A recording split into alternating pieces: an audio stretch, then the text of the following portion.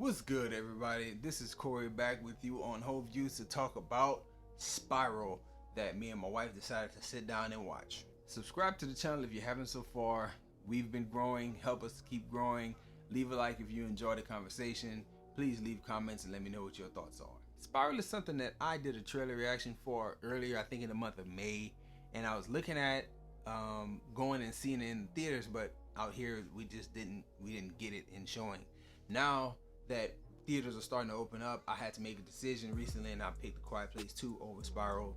I think it was a wise decision, but I got to watch Spiral on demand, and I must say that thing was pretty good.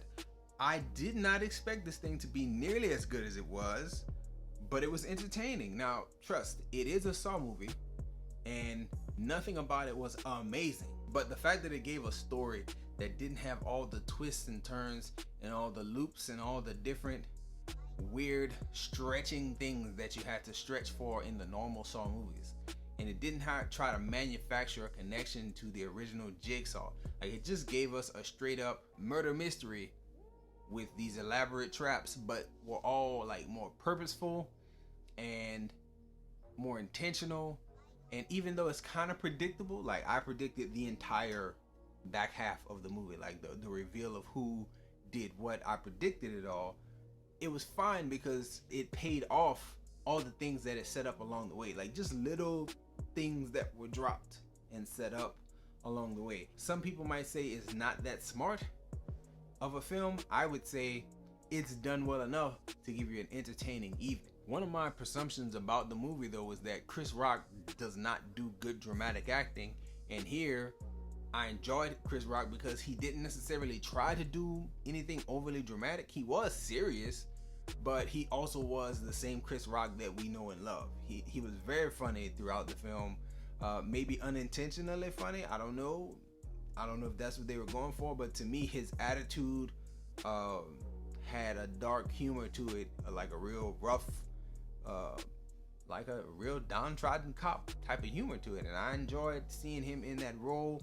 I liked his partner. I don't know the actor's name, but I enjoyed the role that his partner played. I even enjoyed Samuel L. Jackson because he played the role of a protective father cop figure. It was good. It was good. I didn't see anything that was really bad about the film, besides, just it got the same old jump scare, gory feel to it, but I didn't expect much more. I expected about what we got, and I feel like the way things played out was satisfying, very satisfying. The only thing that I'm probably not satisfied with is that it's kind of set up for sequels. I just hope that they don't go the stupid route and try to make like a new franchise where there's disciples and all these weird dumb connections. I would hate that. But what we got here was satisfying enough for like the beginning of something new.